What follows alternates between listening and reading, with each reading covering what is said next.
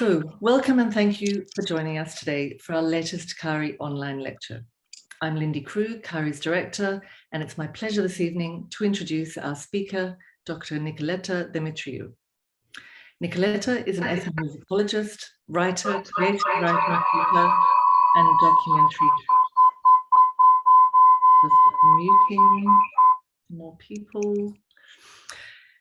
And she studied music in Thessaloniki, Vienna, and London, earning her PhD in ethnomusicology from SOAS, University of London in 2008. Also studying life writing at the University of East Anglia. From 2012 to 2019, she was research fellow in ethnomusicology and life writing at Wolfson College, University of Oxford, where she also taught narrative non-fiction on the master's program in creative writing. In 2017, she was a Fulbright visiting scholar at the Interdisciplinary Center for Hellenic Studies at Stockton University, New Jersey, and in 2019, a visiting fellow at the Seeger Center for Hellenic Studies at Princeton University. Both institutions with long connections with CAARI and Cypriot heritage and archaeology. Until very recently, Nicoletta was European Commission Widening Fellow at the Department of Educational Sciences of the University of Cyprus. She is co-editor of the volume Music in Cyprus, published by Routledge in 2015. This was the first academic book to consider music on both sides of the island. She's also co-editor of Excavating Lives, a 2017 special issue of the journal A.B. Autobiography Studies. In the past few years, Nicoletta has been involved in producing a 4-volume series on improvised oral poetry, Chatista, funded by the Cultural Services of the Ministry of Education and Culture of the Republic of Cyprus. 3 volumes have already been published by the Phivos Stavridis Foundation, Larnaca Archives, and a 4th one will be published in 2022. Her book, The Cypriot Fiddler, The Oral History of a Professional Class in the 20th Century, will also be published in Greek in the coming year. Nicoletta has also made a documentary with the same title, funded by members of the public through an online crowdsourcing campaign. This will soon become available online, and we will see some excerpts in tonight's lecture. She is currently working on 2 more documentaries, one on the younger generation of folk poets in Cyprus, and one on improvised oral poetry in the Mediterranean. I would now like to invite Dr. Demetriou to present her lecture entitled The Cypriot Fiddler, an Oral History of Traditional Music Making in Cyprus in the 20th Century. Thank you. Good evening, and thank you all for being with us tonight. Thank you, Lindy, for this generous introduction, as well as for the invitation to speak at CAARI's online lecture series. Now, before I say anything about the fiddlers, I thought I'd let a couple of them tell us a few things about themselves. Μπορεί να πω είναι γονίδια, διότι ο πατέρας μου είχε 2 σκολάρι βρακά. Είχα 2 σκολάρι. Εγώ εδώ με τον αδερφό μου έπαιζε ένα τραγούδα, είναι δουλειά που μου αρέσει. Ο Μαγάρης, ο θείος του πατέρα μου, ο Μαγάρης ο Κουταγιανός, μες στην εφημερία, ήταν τους καλύτερους σκολάρις. Τι με έκανε εμένα να μάθω, ότι τραγούδο, αρέσει να τραγουδώ. Μα τραγούδω λέω και να μάθω βιολί. Εγώ είσαι το βιολί μου και έχω 3, 4 από. Τη μουσική αγάπησα την από μικρός τελείως, που ήμουν στο δημοτικό σχολείο. Οι άλλοι έπαιζαν στο διάλειμμα και έβαζαν πιο χαρτιά και έπαιζαν το χορό με το στόμα μου και χτύπουν το ρυθμό με το χαρτιού και ευχαριστώ μου. Και σύμπτωσης είχαμε και έναν βιολάρι, ήταν φυσική, μπορεί τη φύση που ξυπετσίζεται. Και έπαιζε ωραίο βιολί, αλλά ήταν μικρός όμως τελείως και είχε ένα αρφόν και μας έδωσε με κανένα 2 χρόνια πήγαμε μαζί, έφερε λαούτο. Δηλαδή πατούμε το λαό του αρφού μου και πήγαμε από τη χαρά μου του να πετάσω. Έπιανε το μάσιο του, δεν τα κατάφερε να το δω, μου το, έδωσε μου το. Δεν τον είδαμε ότι κοιμάτουν, γιατί ήταν... Αν άκουσε το... Και σου και το κελέ του παλουβού άκουσε, έπεσα στα ούρη να φύγω. Φώναζε μου, ρε δρονή, έλα και καλά μου παίζεις, έλα. Η νύχτα έφτασε στο γέρο του πατέρα μου, του γέρο γιορτή, Αφήκε στο βιολίνο, πιάνει να παίζει λαούτο μαζί μου, λέει του ρε Μιχάλη, λέει του, μα σε μωρό, λέει το λαούτο είναι πιο μεγάλο. Ξέρει, λέει του, ξέρει, τέτοιο πιάνει το λαούτο που λέει. Πάντα τον κάνετε καλά. Ύστερα από ένα μήνα πήγαιναν και κάμω στη Δευταγόνια, θα ήμουν τρίτη, τετάρτη την τάξη και πιάμε 4 σερίνια. Του κάνα το γυρού που λέει ποιο να βάλε μου εσές, τη χαρά του, αλλά οι γάμοι τότε που κάμναμε ήταν 4-5 μέρες που βαστούσαν. Και όλοι λαούτον μόνο, δεν τυχαίνει. Εγώ ήθελα να μάθω μια τέχνη από και μια κοπέλα να λέγουμε ότι είναι τεχνίτης. Σκέφτηκα, έπια σκαρπαρούι. Είχαμε αρκετούς σκαρπαρίες στο δηλαδή. Έκανα ένα χρόνο μετά στον μάστο μου. Εγώ ας πούμε ήταν κιολάρης. Είχα θείο κιολάρη. Ο μάστρος μου, ο Σκαρπάρης, έγραφε δουλειά με δερεσία. Δηλαδή είναι δουλειά και περίμενε στον χρόνο να πιάσει τα λεφτά. Θα του μάστρε Αντώνη, ήταν ο Αντώνης ο Παντελής. Θα φύγω από το. Γιατί? Θα πάω να μάθω κορίλα του. Εσύ ένα χρόνο και εσύ να παίρνεις λεφτά, εγώ λέω του αντέχω να κάνω αυτή τη δουλειά. Αν μάθω κιολάρη, λέω του πώς θα έχει δερεσία. Ναι, μου λέει, αλλά εμπαίνει τα ένεργο. Είναι δουλειά πολύ. Πρέπει να αντέξει να μην θέλει να πιάνω. As you can already see by reading the title on the slide, this talk concerns the oral history of a very specific professional class, that of Cypriot fiddlers. But it also concerns many personal stories, ones that converge, diverge, interact, agree, disagree, find common ground and reach conclusions, albeit sometimes indecisive ones. And that's because the Cypriot fiddler, in italics and capital letters, is not really the story of one single fiddler, but that of many. The Cypriot fiddler is a personal story of Andreas, of Yannis, of Stelios, of Vironis, of Elias, of Neophytos, and so many others beyond. What's more, it's the story of how this particular Cypriot fiddler, again in italics and capital letters, came to be. In other words, of how the research project that brought all of these different fiddlers together was born. Inevitably, this is also my own story, since I took it upon myself to, quote unquote, give birth to this project and to bring it up. I will therefore begin talking about the fiddler stories by going back to another story, one that will transport us back to 2005, when, as a second-year PhD student in ethnomusicology at SOAS, I left London to come back to Cyprus, where I was meant to conduct the fieldwork that was part of my doctoral studies. Back then, I was studying a group of Cypriot folk songs, and as part of my research, had to interview both older and younger musicians. Every time I met a musician, especially an older musician, before launching into a discussion about the tunes I was then studying, I would ask them to tell me a little bit about the life they had led as instrumentalists or singers in mid-20th century Cyprus. I was doing this for several reasons. First, it's easier to get someone to talk to you if you establish some sort of rapport with them.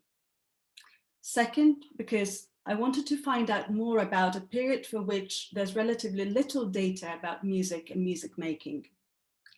And third, and most importantly for me, because I like stories. The stories these musicians shared with me were fascinating. They revealed much more than I could have imagined. They revealed not only their own individual stories, but also the story of a distinct professional class that had by then all but ceased to exist, along with the landscape and the people that existed around it. I made a mental note of these stories, not really knowing why at the time. So this is what happened back in 2005. A few years later, having chosen a professional path that, in addition to ethnomusicology, also brought me in touch with life writing, so very simply put, writing that deals with real people's lives, I was given the chance to go back to those stories I had been collecting as a student. In May 2013, having secured some funding from the British Academy, I returned to Cyprus for a new period of fieldwork for my new research project that had, by then, acquired a name, the Cypriot Fiddler. What we will watch and listen to in the rest of this talk is nothing more than the fruits of those early student thoughts.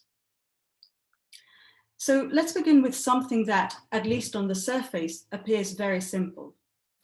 Who were the fiddlers of this professional class, and why, as the subtitle of today's talk implicitly claims by placing the story in the last century, why are they no more?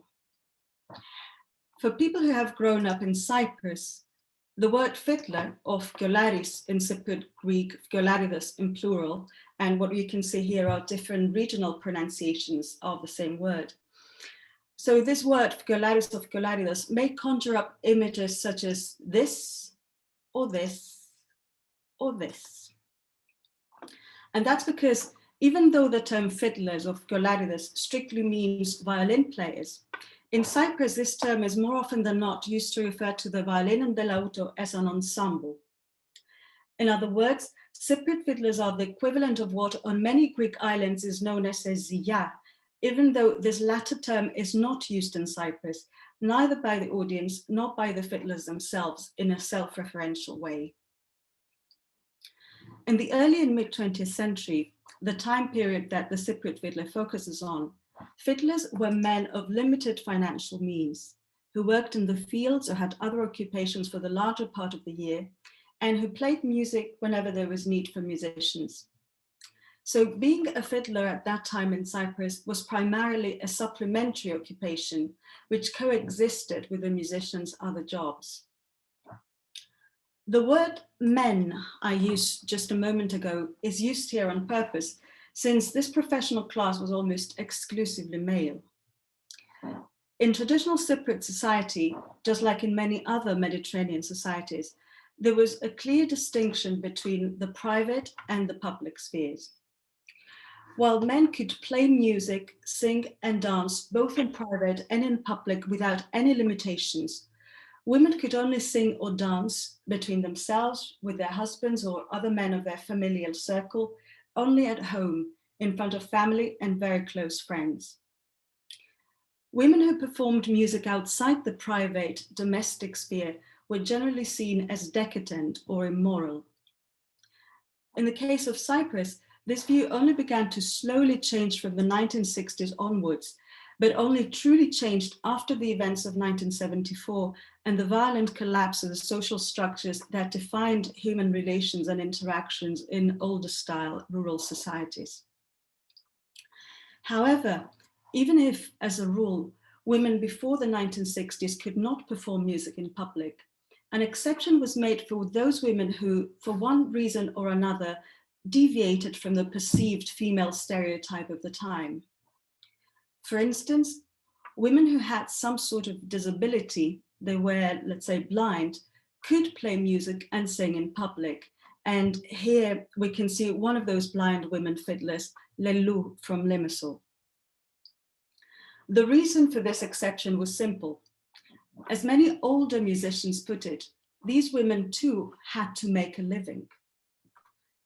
Another exception was made for those women who, again, according to some of the older musicians I interviewed, were seen as quote unquote manly women, or androgenetes in Cypriot Greek. This term is often used to describe women whose physique or social behavior differed from the female stereotype of the time. And I understand that this is a huge topic and we could gladly come back to it during Q&A if you like. During the period of time discussed here, so early to mid-20th century, fiddlers were absolutely essential. No ritual of the ones they were meant to take part in was considered complete without their participation. We can begin to understand this if we consider for a moment the role that songs and music played in the many rituals surrounding people's lives in the past. Music and song were not simply an adjunct oral and visual decoration. They were constituent parts of what actually made rituals possible. Music and song, and sometimes dance, were present at people's birth. They were present at their weddings, and they were present at their death. It's no coincidence that when Cypriot fiddlers talk about the weddings in which they had been employed, they very rarely say, I played at the wedding, έπαιξα στο γάμο, in Cypriot Greek. Instead, they almost always use the expression, I made the wedding, έκαμα το γάμο. This little phrase essentially encapsulates a silent admission of the fact that unless they were present, there would have simply been no wedding. But in addition to surrounding a ritualistic act, for instance, the changing of the bride and groom into their wedding attire, the sewing of the bridal mattress, and so on, songs and music could also be at the center of the action. This was the fiddler's second, but by no means secondary role, to provide entertainment during the feast that followed a wedding or religious festival, therefore placing their music quite literally center stage. However, despite their important functional role in both ritual and entertainment, the way that these fiddlers learned music was far from ideal. For most of them, an apprenticeship of a few months, usually of a period lasting between 6 months and a year, was considered enough to get them ready to be exposed to real audiences. By today's standards, this short period of apprenticeship is surprising, to say the least. In that brief period of time, apprentice fiddlers had to learn how to hold the violin and produce sound, in addition to learning the entire repertoire that accompanied the many different rituals surrounding a traditional Cypriot wedding, as well as a great number of other pieces that were played for entertainment purposes at weddings, festivals, or fairs. Lessons were expensive, and the usually poor apprentice fiddlers could not study for long. A quote-unquote graduate fiddler, on the other hand, could earn a good deal of money, and the families that invested in a fiddler's education often needed that money urgently. And here we have a rare photo of an urban teacher. The man in the middle is Yannis Solomonidis, known as Yanoudi. We'll see him again in another photo shortly, with a group of students in Nicosia in the 1940s. Being a fiddler in mid-20th century Cyprus was primarily a craft and only secondarily an art. The way in which the fiddlers talk about their lives, especially the way they talk about their apprenticeship, reflects precisely that. Nikos Charalambos, whom we'll see in just a moment, tells us what his father asked him when it was time for him to learn a craft, na mathi techni. Niko mu, his father said, what craft would you like to learn, son? The crafts his father mentioned in their discussion were those of a carpenter, a builder, a cobbler, and finally, a fiddler.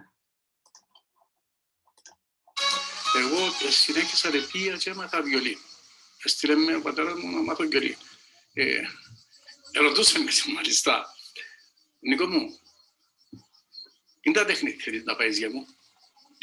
Λέω του εγώ, πατέρα να ξέρω. Λέει μου ρε, πάεις πελεκάνος? Όχι πατέρα μου γουστάρει. Δεν πάεις χτίστης? Έλα του που να πάω να λερώνομαι μες στους πυρούς, μέσα στα χώματα, όχι πάω. Λέει μου, εγώ ήθελα να στείλω σκαρπάρι. Το λοιπόν, στο τέλος λέει μου, ρε πάει να μάθεις βιολί.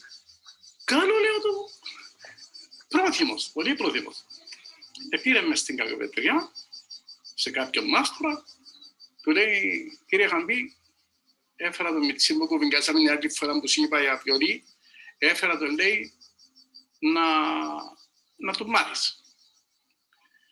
Εκεί δυστυχώς ήταν και το λάθος, να πω, του πατέρα μου. Δεν ήταν λάθος, γιατί συμφώνος που επέμενε. Είπε το μάστρο μου, λέει του, πώς θέλεις να μάθει ο Μιτσής, κύριε Χαμπή, γιατί και ο πατέρας μου Χαμπής, Χαραλαμπός, και ο μάστορας μου το είπε. Λέει του, άκου να δεις, μάστρε Χαμπή, λόγω του ότι εγώ δεν μπορώ πλέον, γιατί έκαμε και ο πατέρας μου βιολιστή. Έπαιζε βιολί και ο πατέρας μου. Λόγω του ότι εγώ χτύπησα το χέρι μου, λέει του, και δεν μπορώ, δεν δουλεύει το χέρι μου να κάνω γάμους, Θέλω να μάθει όσο πιο σύντομα. Λέει του τότε μάστορ μου, για να μάθει σύντομα, πρέπει να μάθει πρακτικά. Με νότες, να περάσει ο διπλάσιος χρόνος. Και έτσι μόνο πρακτικά λέει του να μάθει, αν βέβαια είναι κάτι καλός μαθητής. Και έτσι θα μάθει δηλαδή του πιο σύντομα βιολίν πρακτικά. Και δυστυχώς ακολουθήσαμε την πρακτική. Και τελειώσαμε χωρίς νότες. Here, of course, we're referring to apprenticeship that was taking place during childhood or early adolescence. Apprentices were children who had just graduated from primary school, like Mr. Nikos, whom we've just seen, or who had interrupted their primary school education. As we'll see in just a moment, many fiddlers, not all, but perhaps most, would begin playing in public as professionals as early as the age of 9, 10, or 12. Και πότε έρχεψες να παίζεις έξω, κύριε Ανδρέα?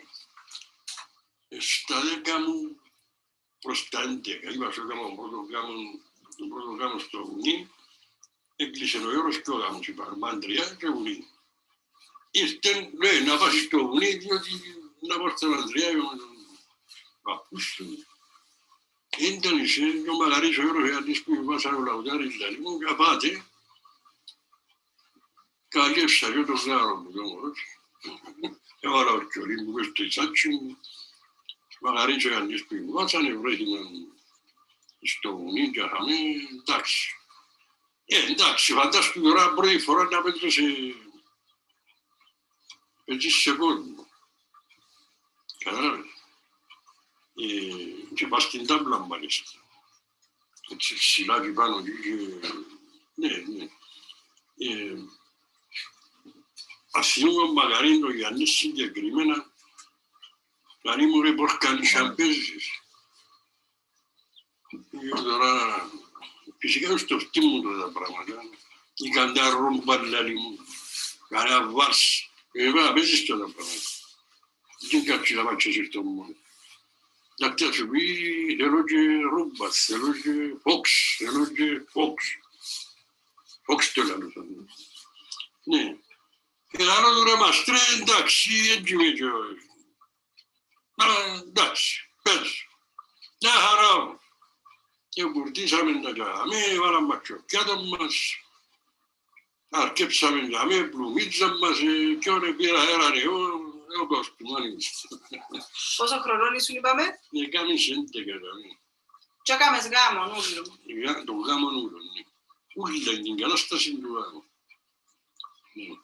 Παραπάνω έλα να μαγώ τους χορούς αιώνι. Επειδή έλα να πάω γάμο, να κάνω γάμο.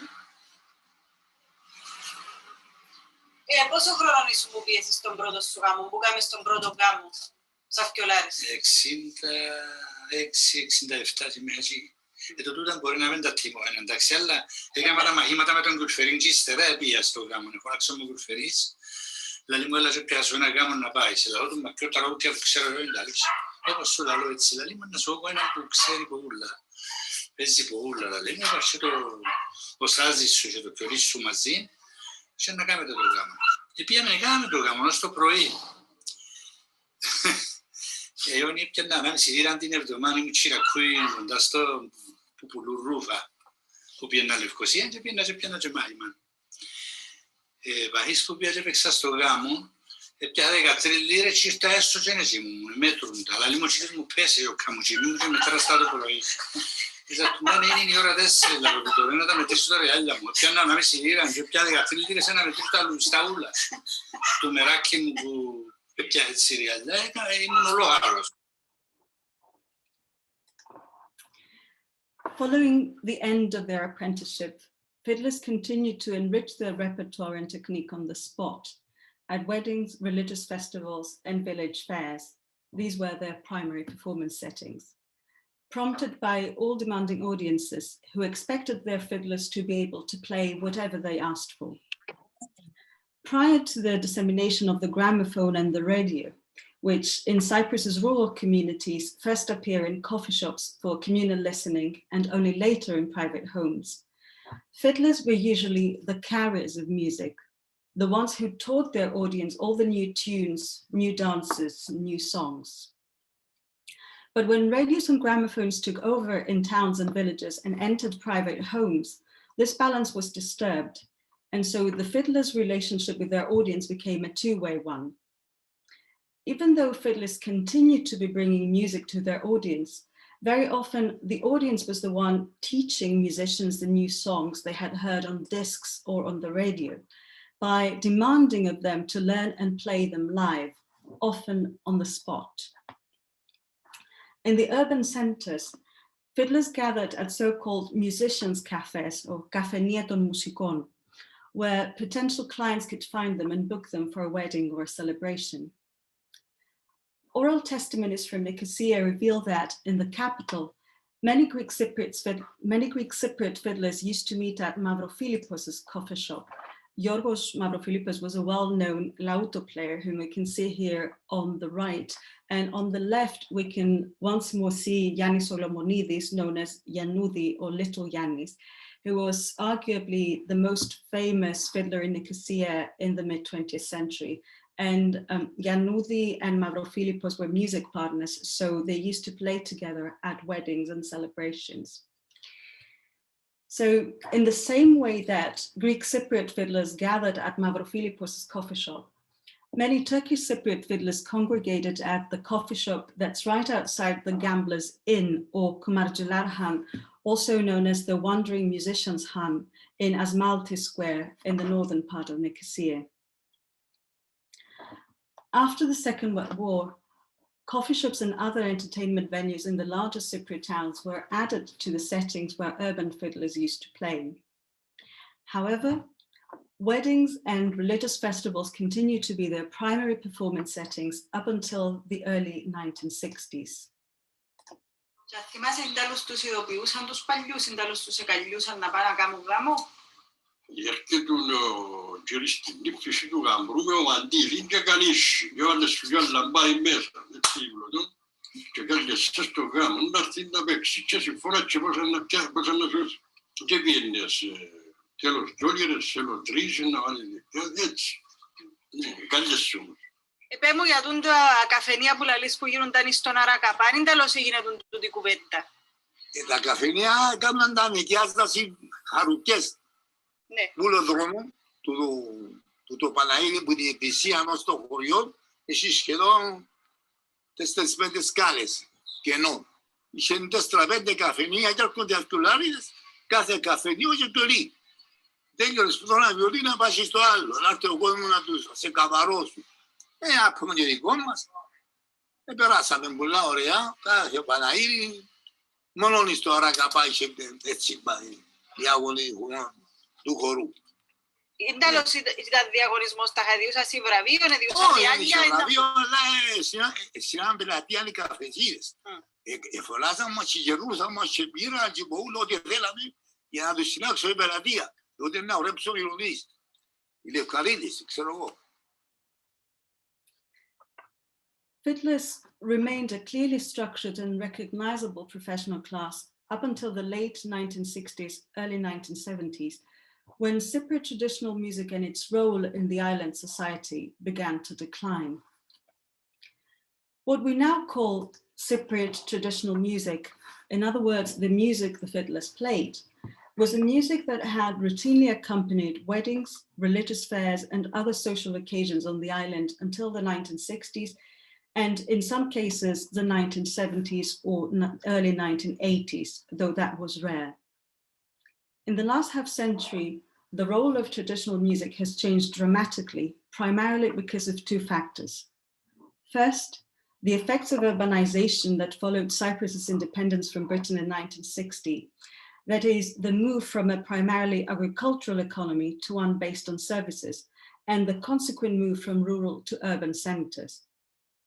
Second, the societal changes brought about by the island's de facto partition in 1974, including the enormous demographic changes that were a result of the displacement of about a third of the country's population in the space of 2 months. The process of modernization in the Cypriot society, and hence the changes in how Cypriot music was perceived and enjoyed, had in fact already begun by the 1930s. This was the result of a first wave of internal migration from rural to larger urban centers, but also of technological developments and the emergence of a labor conscience that redefined the Cypriots' relationship with authority, at that time the British colonial government. What seems to have changed after 1960, and particularly after 1974, was the scale with which urbanization and the realization of the modernizing project proceeded. Where music is concerned, several of the musicians I have been working with have reported that from the 1930s to the 1960s, so-called modern songs, that is, Greek or Turkish songs imported on phonograph records and later through the radio, as well as European and Latin American dances such as the polka or the tango, were often far more popular than Cypriot folk songs in events such as weddings and religious festivals.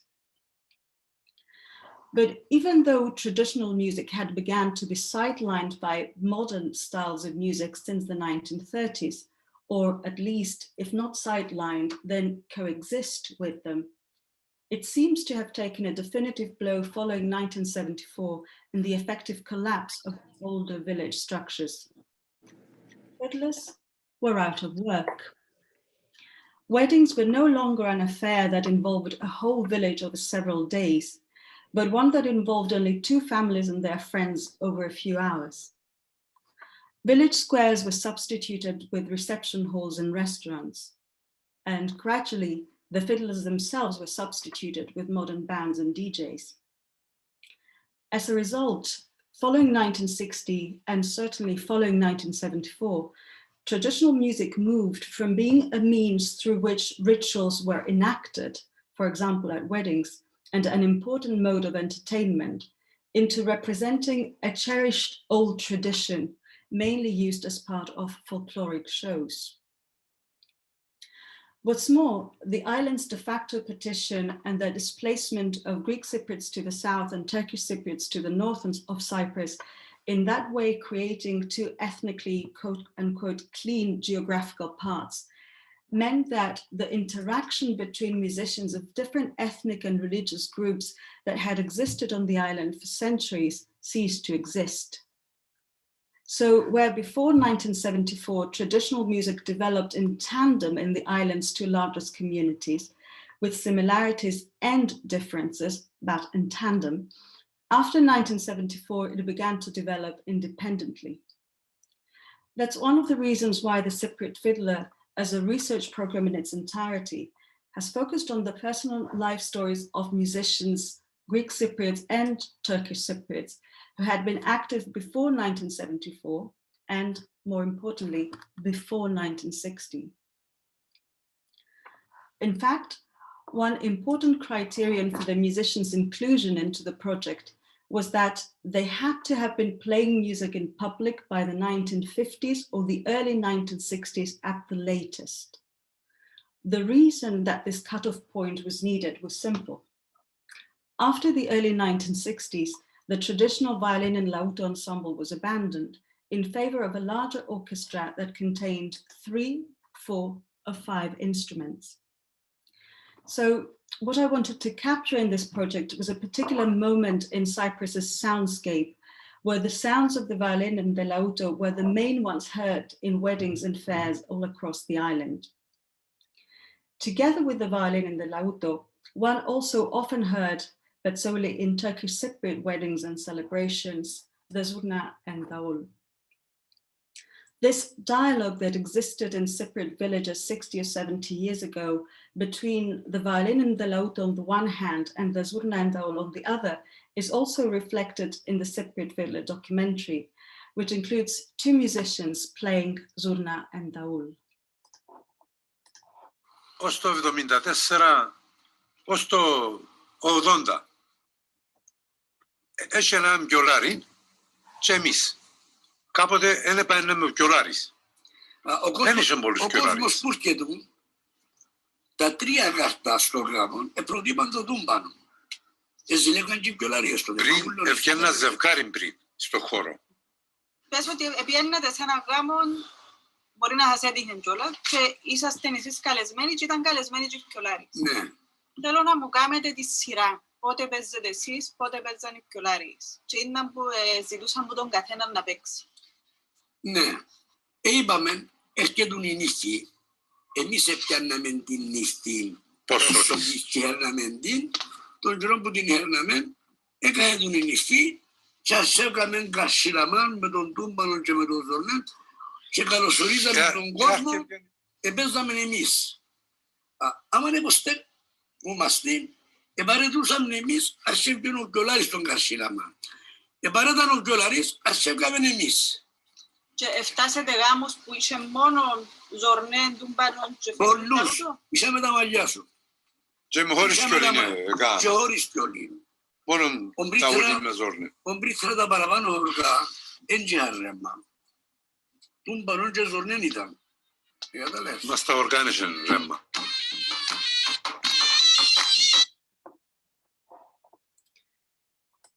The Cypriot Fiddler research program was based at the University of Oxford and more specifically at the Oxford Centre for Life Writing, which is part of Wolfson College from 2012 to 2019. The program's aim from the start had been to record the life stories of these Cypriot professional musicians in the mid-20th century and to present them in a group biography. First, visually, the Cypriot Fiddler documentary, from which you have seen a few excerpts, was completed in its initial form in 2016. And then also in writing, the Cypriot Fiddler book will come out in Greek in 2022 as O Cypriot Violarides. I had wanted to make a documentary on the fiddlers for a long time before coming back to Cyprus for my research, but I had not managed to obtain any funding for it. The very small funding I received from the British Academy back in 2013 had allowed me to travel for a short period of research, but could not cover the production of a documentary. Coming back to Cyprus to interview the fiddlers again in May 2013, I contacted a number of local cultural foundations in the hope of securing some funding. But the financial crisis that had broken out in March 2013, together with the panic that followed about what was to come, did not leave much room for these institutions to invest in something that, at the time, did not appear as terribly urgent, perhaps.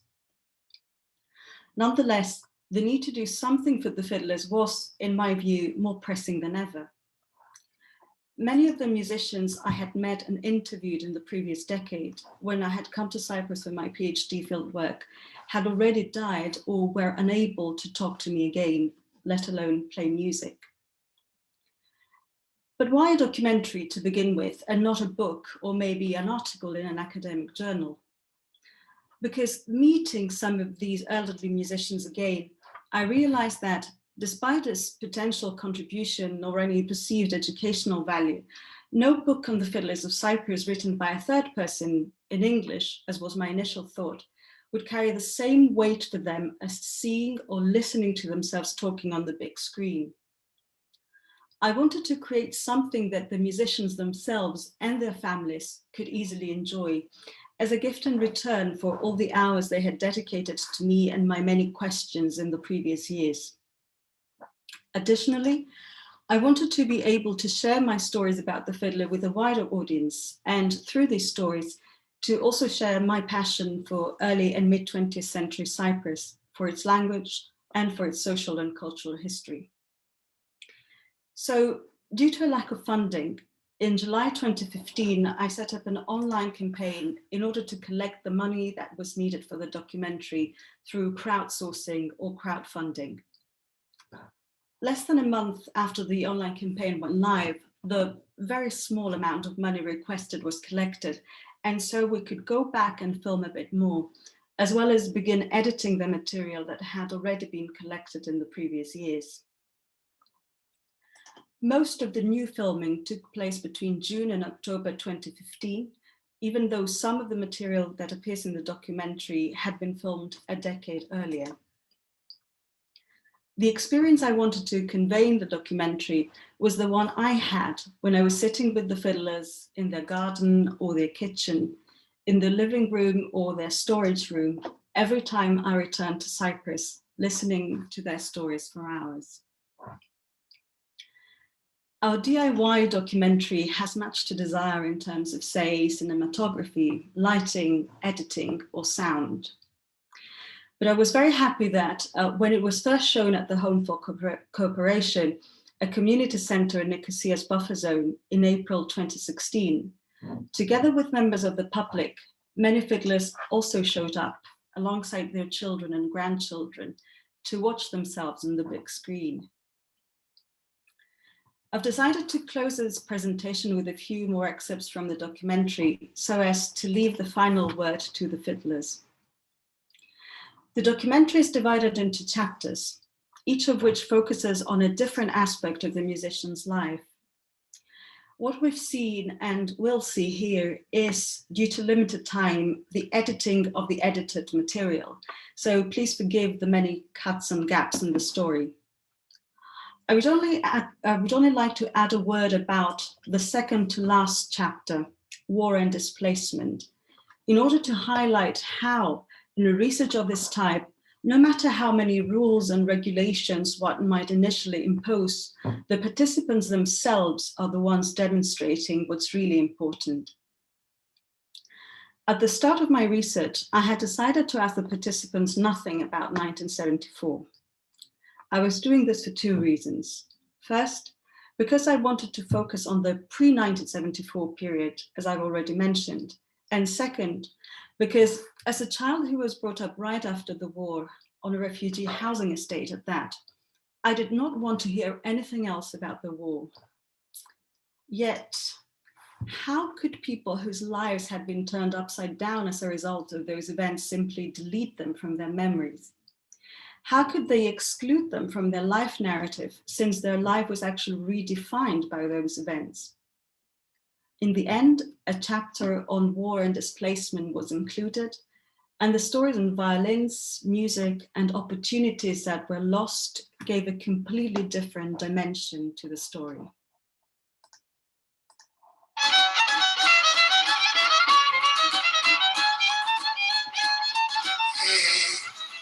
Είναι μια δουλειά της παροιμίας, που να δει μαθητένει και κρεμαστεί στο παλούζι.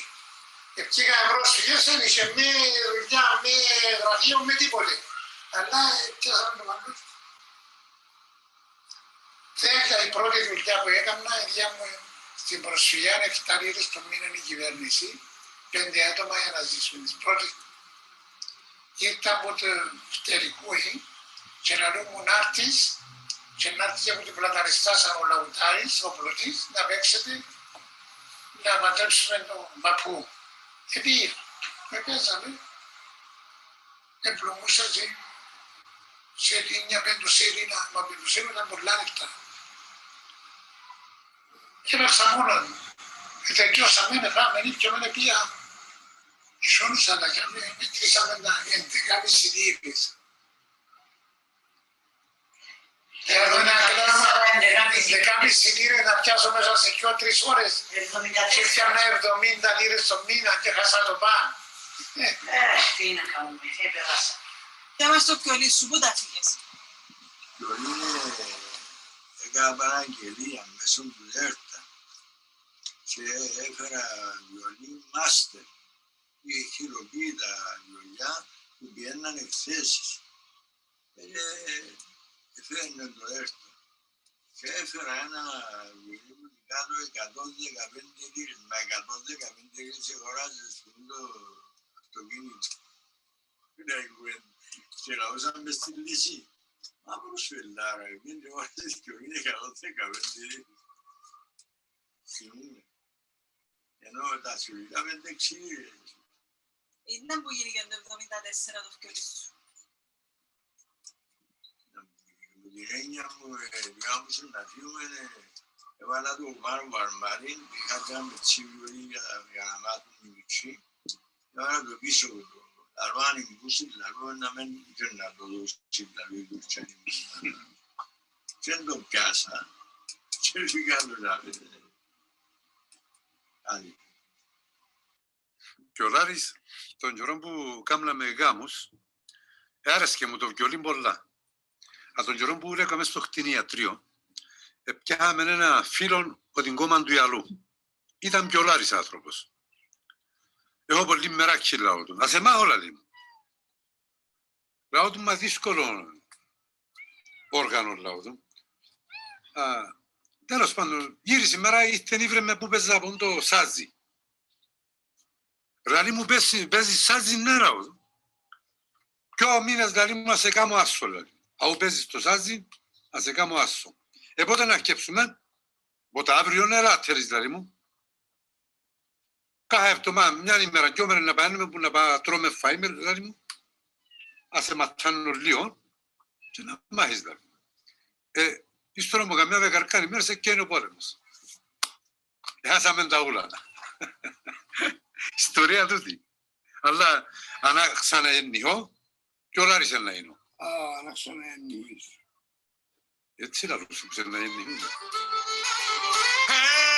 Να ακούω νέους να λαλούν, να κλαίουν στην πως έχουν από τον ήλιο μοίρα. Μαγιόναλο τους στο κοφτόν, να μου πας τα 18 γιασμένοι χαπακί, ραγιασμένοι χαπακίρα.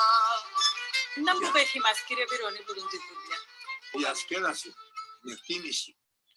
Αν πας στον καφέ να σου γεράσουν σπουλάρι, εκτιμούσα σε καλό σπουλάρι, είχε εκτίμηση. Όνομα. Τώρα, αν δεν μπορείς έτσι να πάεις πίσω και να ξαναζήσεις έναν πράγμα που τούτα που ζήσεις, που σου λαουδάρει και χορευτείς. Δεν τα πράγμα δεν θέλεις να είναι τούτο. Αν δεν μπορείς να ξαναζήσεις έναν πράγμα. Τους γάμους τους Αγίους που κάναμε στην Ερήμη, το Κολόσι, τούτοι ήταν ωραίοι γάμοι, επισκοποί, Γερμασόγια ήταν. Τούτοι ήταν φίλοι. Θα θυμάστε και στον κύριε Στέλιο, τους γάμους και τα Παναγυρικά. Οπωσδήποτε επιθυμάται. Ήταν πράγματα τα οποία περάσαν από τη ζωή μου και ξεχνούνται. Κάποτε να με φωνάξει κάποιον να πάω να παίξω βιολί ή να αλλάξουν έναν αντρόινο και από όχι, και είναι η τιμωρία μου το όχι. Πρέπει να πάω, να παίξω ό,τι μπορώ. Όσο μπορώ και ό,τι μπορώ πρέπει να πάω. Αν δεν πάω, δεν τα μοντέλα. Θυμώ το Ηλέντι. Διασκεδάζαμε πολλά ωραία. Ηλέντι είναι εσύ. Είναι εσύ η Ηλέντι. Είσαι μια χαρά ο άμμος, Νικολέτα. Τελευταία να σου πω, είσαι μια χαρά ο άμμος. Είσαι μια χαρά πολλά μεγάλη χαρά. Τώρα οι γάμοι τίποτε σάρα δεν έχουν. Τίποτε σάρα δεν έχουν οι γάμοι τώρα. Είσαι μια χαρά. Και τα Πάσχας. Φυσικά πως γάμους μπήκαμε στο Πάσχας. Είναι χαρά τα Πάσχας. Άμα και να έρθει Πάσχας και να μου πιάει ο κύριος μου ρούχα και παπούτσια. Άμα και να μου όχι και όλοι άλλοι να πάνε να πιάω μέτρες. Καταλές. Και τώρα είναι σιρανή. Έφυγε η χαρά. Όπου κι αν είσαι έφυγε και η αγάπη.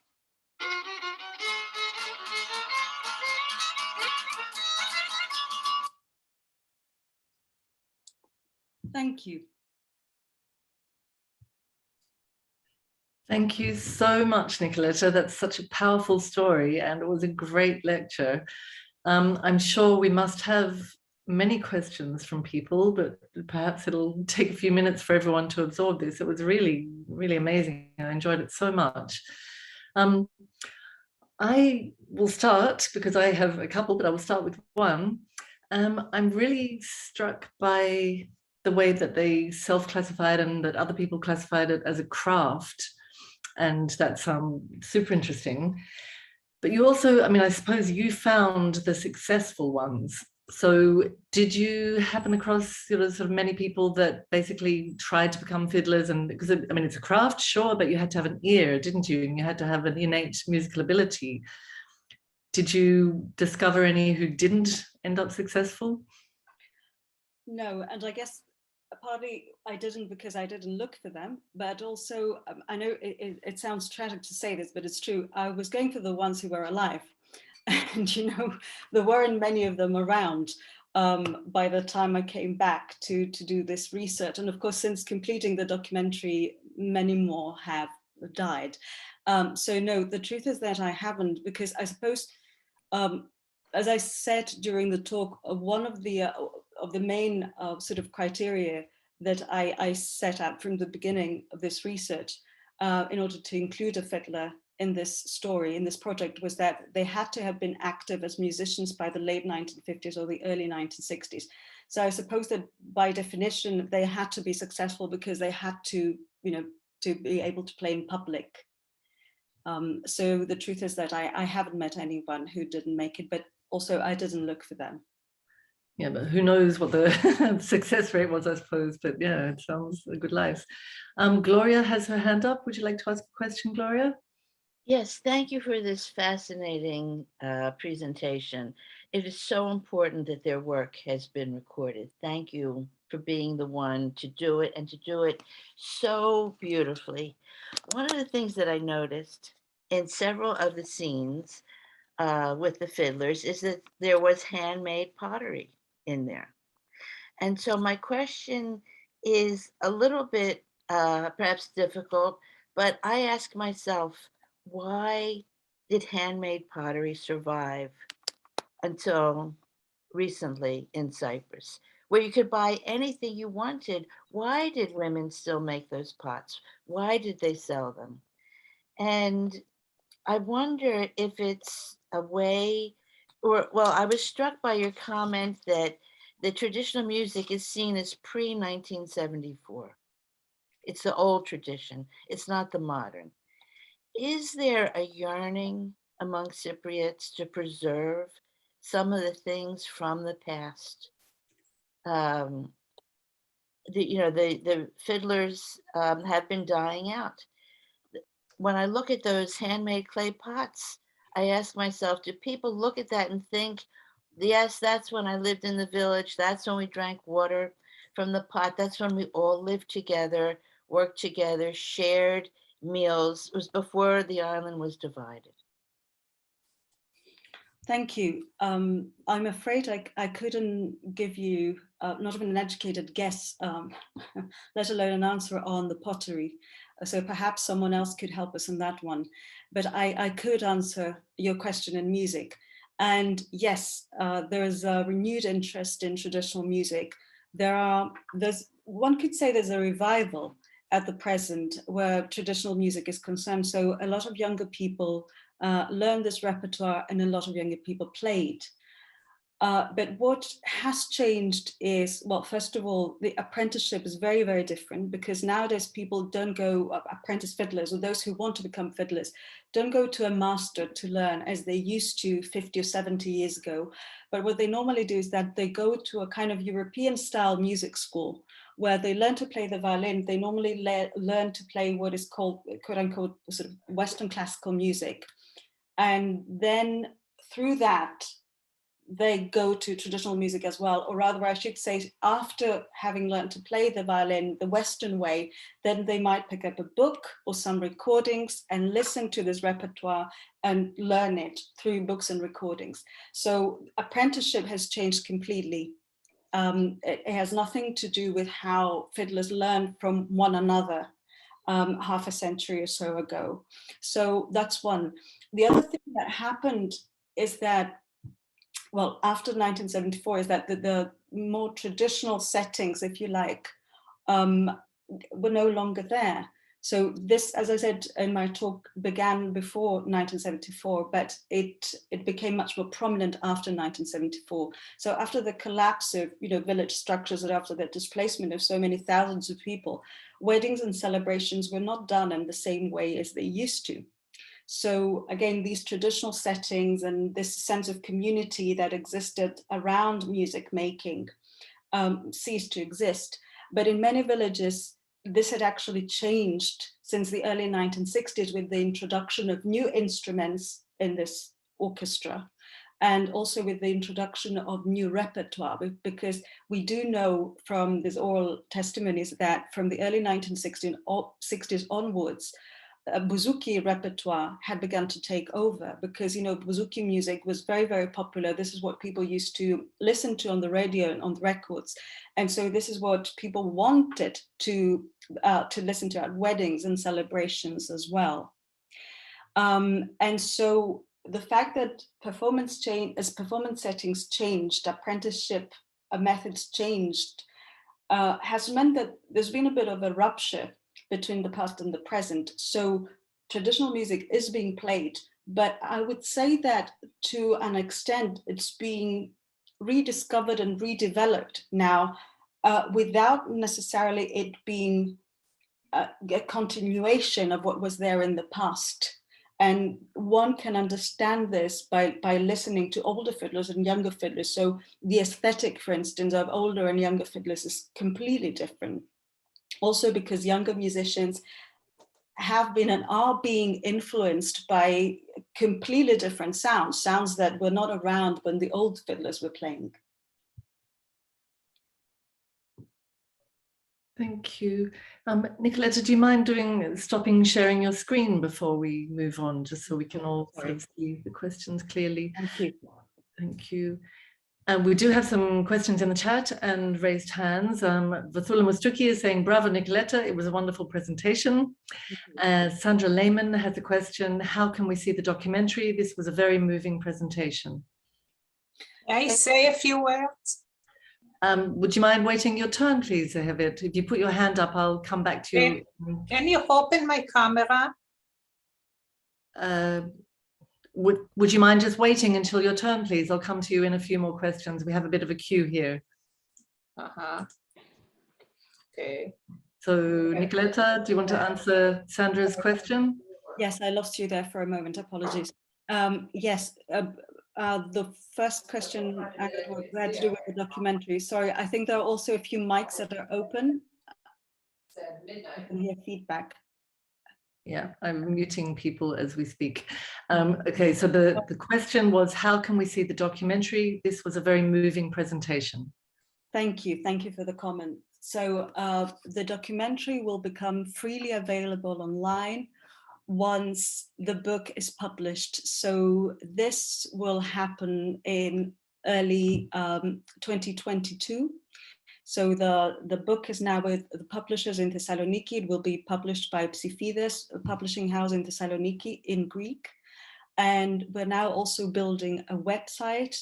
It's called thecypriotfiddler.com.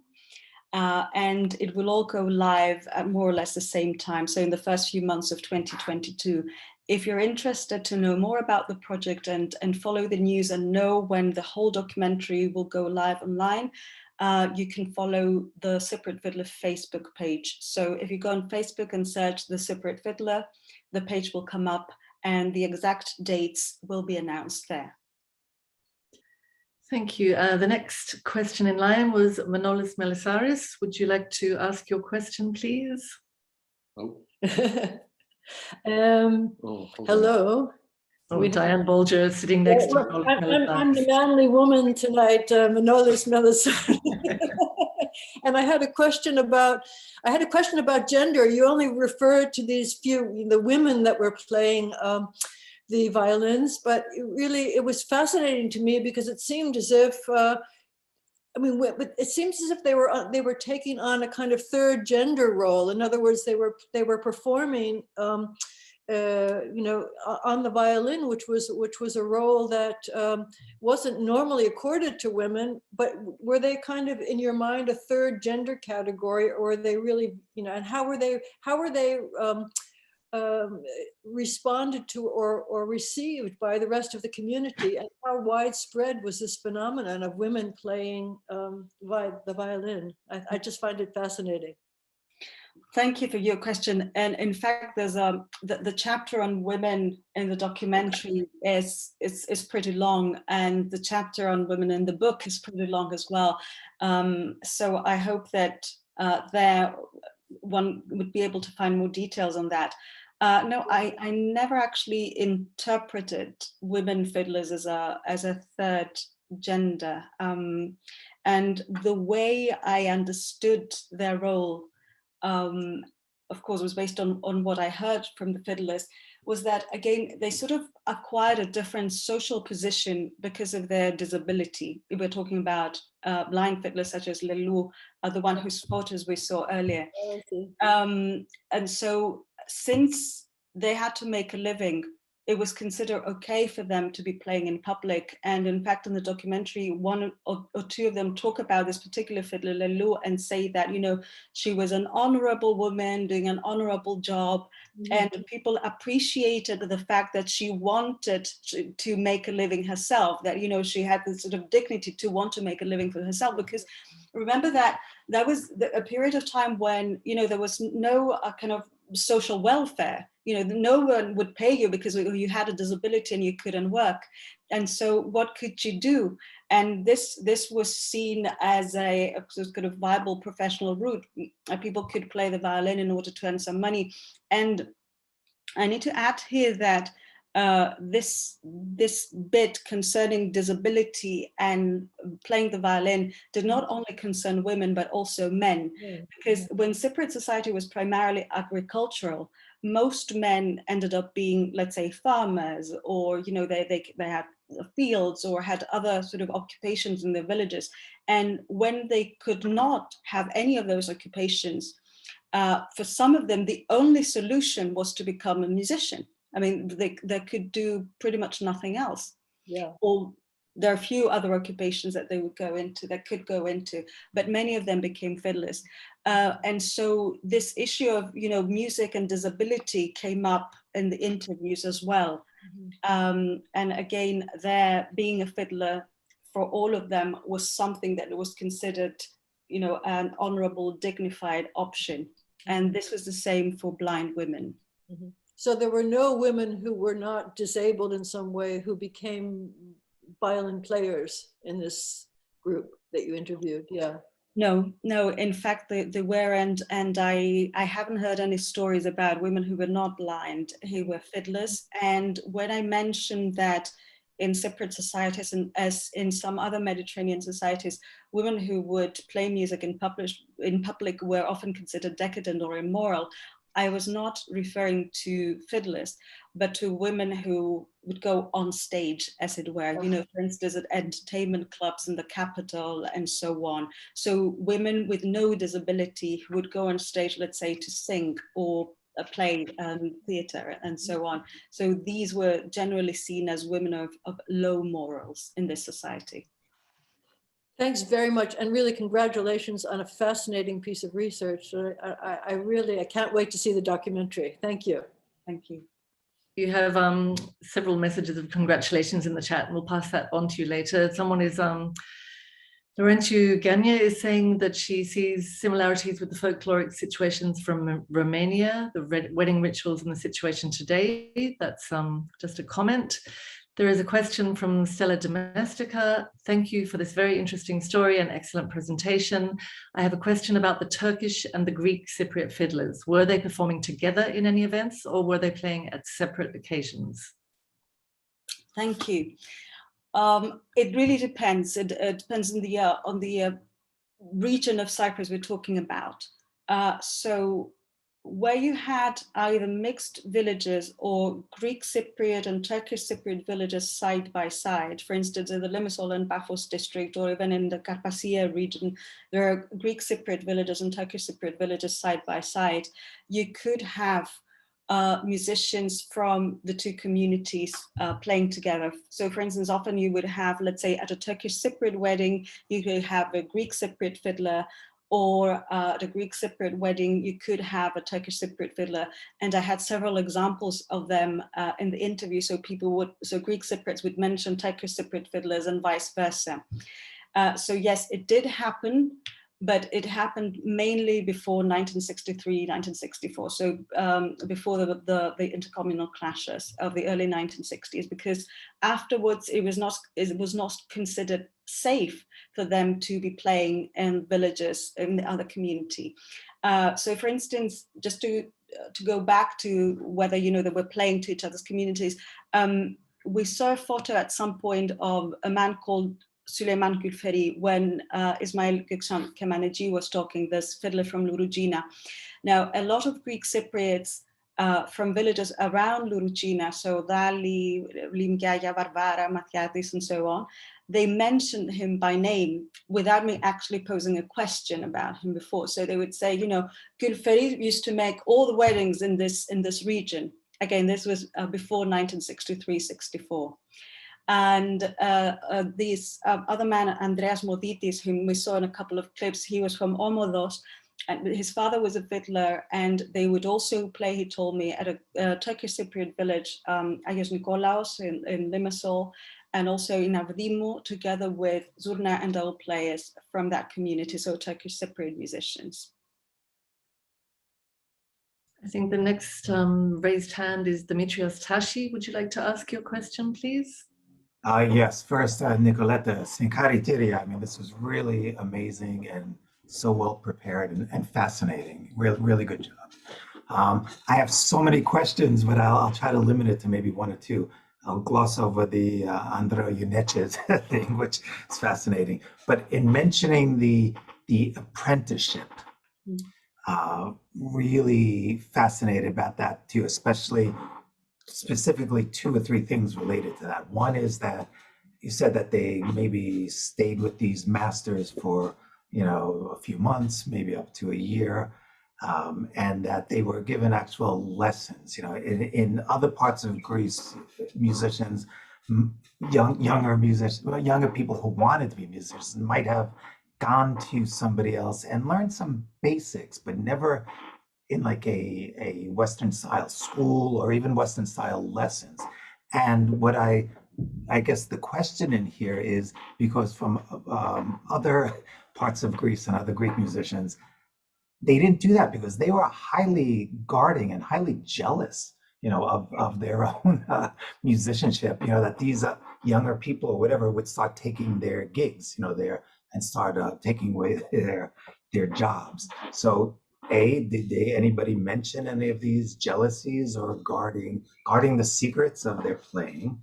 And the second one is, I'm not sure, and related to that is I'm not sure who it was, Vironis or somebody who was speaking, said that he unfortunately, you know, this Tichos, I think he said, unfortunately learned to play only by ear, you know, and as a musical teacher myself who teaches both by ear and by note, I just find that fascinating. Why did he think learning by ear, which especially the Cypriot music, which was learned by ear, it's not, as far as I know, it wasn't back then ever notated.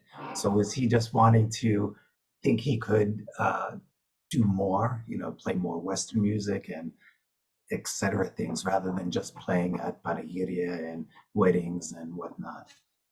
So many other questions, but I'll leave it at that. Thank you. Thank you for your comments and your questions. I'll start with the second bit. It was actually Nikos Charalambos, the one who talked about his apprenticeship, who mentioned this, that, you know, he unfortunately only learned by practice. Δυστυχώς μάθαμε βιολίν πρακτικά, he says. Yes, he actually considered it a disadvantage because learning to read notation meant that fiddlers could then go on to learn the new repertoire much more easily. Because they could buy the music from shops, either printed music, even though that came later in Cyprus, or they could actually buy a notated piece from another fiddler who was music literate. So let's say if you wanted to learn to play a tango, let's say that you didn't know, you could go to a fiddler who knew that particular piece. You would pay them some money. There are other bits in the documentary where actually this is discussed. You would pay them some money and then they would write it down for you. And the price actually changed depending on the length of the piece. So there's a musician at some point in the film that says, you know, I asked so-and-so to write down 2 pieces for me. These were short, I paid 4 shillings. And then I asked him to write another one, and it was a long piece and I had to pay 9 shillings. So, you know, learning to read notation was very important, precisely because you could keep enriching your repertoire. Whereas if you'd only learned by practice, you either only knew what your teacher had taught you, or you had to sit down and learn things yourself, again, based on, you know, how well you could respond to what you listened to, and how well you could actually learn by ear. So regarding the secrets of the profession, no one actually told me this, and in fact it made me wonder why, because of course this is a valid point, and I can only assume that it's because these fiddlers, when they were learning, they were very, very young. Again, remember, these were children essentially, whereas the teachers were much older men and much more experienced. So I'm assuming that one of the reasons was that they thought that, you know, by the time their young students caught up with them, they would, quote unquote, retire or be unable to play. The other reason I can think of why, you know, no one ever mentioned secrets was that it was because many of them didn't actually learn music in their village. They would go elsewhere to learn, and then they would go back to their village to work. So there was not necessarily another fiddler in the village. Very often they were the only fiddlers in the village.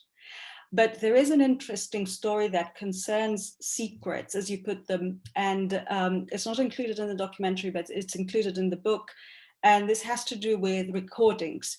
So it was actually, and this is a story that exists in writing. It's based on an oral testimony. And this refers to musicians in Nicosia in the 1920s. And apparently at the time, a record company came to Nicosia, and they went and met some of these musicians, and they asked them to play for them in order to record them. And they say some of them played for a few minutes, and then they stopped. And then this man who was recording played back to them what he had recorded. And they were shocked. And they all agreed to meet at Mavrophilippos's coffee shop, the one we saw in the picture. They went there, and apparently they made a pact which they signed. And the pact said that no musician was going to record music because recording music would mean that, you know, they would be unnecessary in weddings and celebrations. You know, recordings would render them unnecessary. And so they signed, and they said that whoever broke the agreement would be, the word they use, dactylodictumenos, by the rest, so shown by the finger by the rest. So, you know, this guy broke the pact, broke the agreement. Wow. And so in that way, they protected their craft. But this was back in the 1920s. So they agreed not to record. And it's one of the reasons why we don't have any recordings from that period. The earliest field recordings we have from Cyprus are from 1953. Notos or whatever. Notopoulos. Yeah, really fascinating. Really fascinating. I always wondered why it's so hard to find old Cypriot music, because I got so many questions about the Katsila Malis and whatnot. But really fascinating. Thank you. Thank you. Oh, can I just add one other thing, because what you brought up is that unlike other parts of Greece, you know, where even there's like so many villages together, where I feel like by doing that, sending the student out to the next village or the next place, you've kind of lost the micro-regional styles or preferences, because very often, you know, one village next to the other, they want different repertoire, or they like different songs, and even the same song or tune, dance tune, is played a little bit differently. I'm not saying in Cyprus, but I'm saying in other areas, from one to the other. So when you're sending the people out to somebody else, you know, like an exokomos, sending them away for that, do you feel like they lost any, or is there any specific micro-regional styles other than between Greeks and Turks, and preferences and instrumental preferences? Okay, well, this is another huge topic, but I'll say very briefly that it didn't usually go very far. Remember, Cyprus is not a huge place, so very often they would choose a village that was close to their village, or very often, if they had the money, they would go to Nicosia to study with someone such as Yanoudi. But you see, Yanoudi was so famous at the time that to go and study with him was such a great honor. And they said, you know, it was like graduating from the English school, some of the fiddlers told me. I mean, it was such a great thing to be able to study with this man. And so I think they didn't really care then. Some of the things that they learned were a little bit different. And also, presumably, if they studied under such a great musician, they could then go back and adjust the repertoire to the local tastes. And this reminds me, sorry, that I didn't answer something you asked earlier about notation, when you said that there wasn't much that was printed by way of notation, and it's true. But teachers like Yanoudi would write down what they taught their students in, you know, sort of line paper. And so in fact, I have a few photos of, you know, this pentagramma that were given to by Yanoudi to his students with his own handwriting in. We have a fair few questions from Sandra Lehman, and I'm sorry we're not going to be able to get through them all. So Sandra, if you wouldn't mind picking your favorite question and typing that back into the chat, or copying that back into the chat. And in the meanwhile, we'll take Alyosha's question. Alyosha, you want to ask your question? Sure. Thank you very, very much. I really, really enjoyed this. I wanted to follow up on the discussion after the talk about the, you proposed that there was a rupture between older and newer traditional music, or at least that's what I heard. And I wanted to ask more about the afterlife of this stuff. So I can just say the reason I'm asking it also because it resonated a lot with me. I went to the Musical Liceo in Limassol, the like music high school, and among their, as you say, we did the classical training, but then we also had a class every week on traditional music, which is where I think a lot of younger Cypriots also have some experience where they have like a wider musical training, and then they have this love of the older music. But I hadn't really thought about, I mean, I guess I should have, because we were learning it with sheet music. We were learning it from in a very different setting than the kinds you describe. But yeah, it was just really interesting to me to hear about. Then I wanted you to expand generally on how you see this stuff being carried into the present, past 1974 with younger Cypriots. Sorry, how I missed the last. How you see this stuff being carried forward and revived today. How you see that in relationship to this older generation of music. Or maybe I can just add also the other thing I was thinking about, I was really fascinated by when you said that sometimes they didn't want traditional music, even in like the 30s, 40s, presumably they wanted polkas and rumbas and things they heard on the thing. So that, I don't know, that it seems like that might have some relationship with how traditional music is also used today. I don't know, I'm sure you have many thoughts on this. I wanted to hear about that. Thank you. Well, in a way, the second part of your question is easier to answer. The one on sort of European music and so on. Okay. So yes, the European style songs and Latin American dances and so on were more popular. This is what they said at weddings in the 1930s, 40s, and 50s, but they coexisted with the Cypriot repertoire.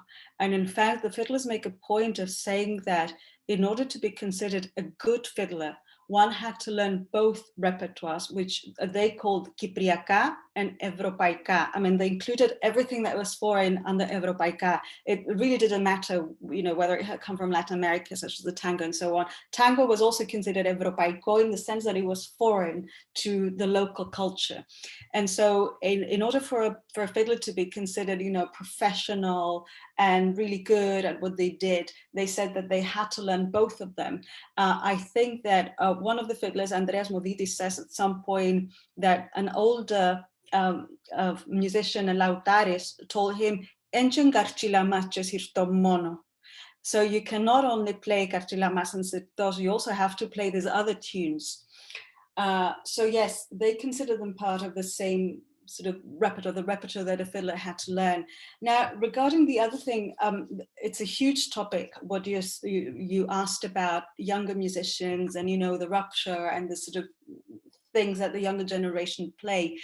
But I would just say, and maybe I'm also posing it as a question myself, that I'm not sure whether what we see today as a revival is really a continuation of the tradition, or whether it's new tradition all in itself, because, you know, it does build on something that existed in the past, but it's actually also building something completely new, again, based on the new musicians' education, but also the input that they have from all kinds of different cultures. Again, the things that they can listen to now, the sort of education that they have, the things that they have access to online or by going to concerts or traveling abroad, and so on and so forth. So yes, it's possibly a new thing. I'm not saying good or bad. Huh? I'm not making any value judgments. I'm just saying that it's possibly a different thing. Can I just ask what you're referring to, like Michalis Tedlikas or Monsieur Dumani, or both are a new thing? Well, but they're very clear as to what they're doing. I mean, Michalis Tedlikas says that he's not trying to be innovative. I mean, this is something he says himself. That he says that he's only trying to reproduce what he learned from past masters, whereas Monsieur Dumani are very clear in saying that they're creating something new. They take some of the sounds that exist around them, but their goal is to create something completely new. Okay, this is certainly generating a lot of discussion, and I think I'll ask people not to put any further questions in, but we will proceed through some of these. You again have many messages of thanks and congratulations from Tekla Papageorgiou, Demetriou Michailidis. And to note that Anthula has put in the Facebook link, and we'll also make sure that we include the Facebook link to the Cypriot Fiddler Facebook page when we put it up on YouTube as well. Thomas Kiley has a question. Fabulous and yes, moving talk. I think you've partly answered this when you say the traditions were closely tied to the village, but did any of these traditions survive in diaspora communities outside of Cyprus? Yes, thank you. Thank you for your comments and your questions. Again, sadly, we couldn't watch the whole thing, but I'm not sure if you saw in the 2 slides that included the titles of the several different chapters that are part of the documentary in the book. There's a chapter called Migrant Fiddlers. And there I spoke with a fiddler who lived in the UK for more than 40 years and used to play at weddings and celebrations of the Cypriot community there in the UK. I'm sure it must have existed in other Cypriot communities abroad, but I didn't have the chance to interview anyone. I didn't know of anyone that was also part of the age group that I was interested in. But I did meet this one man who's no longer with us, unfortunately, Savas Lambru, who had, as I said, been playing music in the UK for about 40 years. And he talked to me about, you know, Cypriot weddings in the UK and how these things were, you know, sort of taken abroad and how they carried on being performed at weddings and celebrations there. François, would you like to ask your question? Oh, yes, it was. Nicoletta, it was a wonderful experience to listen to you tonight. Well, I would like to add something. That my mother-in-law used to be a kind of fiddler because she came from a very poor family living in Tahtakala in Nicosia. They were Cypriots, but the father, Adonis Chornas, came from Asia Minor, and they stayed in Nicosia. It was a kind of family musicians that they were called to go, they were invited to go to and play for celebrations, entertainments, I mean, this sort of things. There were two daughters, because there was also a son, but he was too young to play. My mother-in-law, Magda, played violin, and her sister played drums. I mean, taburlo, I don't know. But she stopped playing in the very early 40s because she got married to a man from Paphos, and there was not a family of a higher standard, so it was difficult for her to be accepted by the family. But it was okay because the man insisted and he married her. Now, my mother-in-law said that they continued to play. They were very poor all the time, although because this is all they did. They did not have any other profession. They were these family musicians, this very small group. She was not invalid. On the contrary, she was a very strong, dynamic, and beautiful woman. She died 4 years ago at the age of 100. But it's only the younger son that is living. He might know a few things.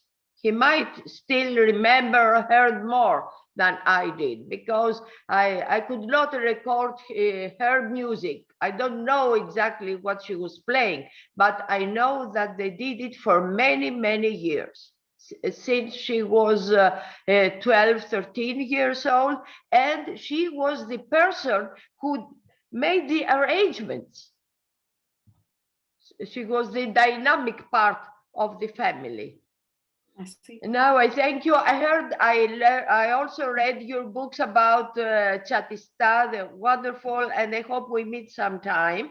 I just want to add one more thing for the young musicians. There are many that they love traditional music. Some of them inherit it from their family, but what they do is that we could say that they are inspired from traditional music and create something that is something of their own, something new. Thank you very much. Thank you for your comments. If you want more information, it's easy. You can have my telephone from Yosif or from anybody else. And I might tell you the telephone number of the younger brother. He's 93 now. Wow. And Thank you. Beautifully said. Yeah, I actually think that those of us who are here and have the ability to do so should catch up for a lunch next week, and we can all chat about this more. There's no reason why we can't do that. So Frosso will get in touch with you for sure. Yeah. Thank you. Wonderful. Okay, quick question from Sandra Lehman. How did the violi and lautu players pair up with each other? Geographic proximity. Also, did they stay with each other, or did the pairings change frequently? And was it common for one of the pair to be much older than the other? Thank you for the question. And once again, this is another chapter in both the documentary and the book. So I wish we had time to watch the whole thing. It really depended. More often than not, it was geographical proximity. The fact that they had to be either in the same village or in neighboring villages so that they could play at weddings in the same region together. So this was one of the factors. Occasionally, not always, and certainly not necessarily, they were members of the same family. The age difference, no, that there was no kind of rule about that. It just so happened that in the case of one of the fiddlers we watched, Andreas Moditis, he said that he played at his first wedding with a much older lauto player who used to, in fact, play with his father. But there was no sort of rule as to who could play lauto with whom and what the age difference should it be. And there was another wonderful story that was given to me by a family in Agia Varvara in Lefkosia about the fact that occasionally even marriages were arranged so that a fiddler and a lauto player could stay together. So there was a man who told me that his grandparents arranged for their children to get married so that the fiddler would always have a lauto player and vice versa. But what comes out in the stories that the fiddlers shared with me was that this was a very, very important partnership. And one had to choose very carefully because, you sort of partnered up with your lauto player or your violin player, and it was a sort of quote unquote wedding. So you had to make sure you could coexist with that other person and be together for years if possible. But having said that, even though a lot of fiddlers had regular lauto partners, they occasionally also partnered up with other people. If, let's say, the bride and groom had someone in their family who played one of the instruments, let's say if you had a lauto player in your family, then perhaps you would only need to book a violinist, a fiddler, and then you would tell the fiddler, listen, you come by yourself without your partner, and we'll give you a lauto player, and so on. Fascinating. I think what we need to do is stop the recording now because we have sort of exceeded time, but I'm going to just press stop and then we will, Demetrios Tashi has further questions, he can stick around and just ask them face to face. But I think once again, I would like very much to thank Dr. Nicoletta Demetriou for such an interesting and fascinating lecture. And we very much look forward to seeing the full documentary. Thank you, Nicoletta. Thank you for having me.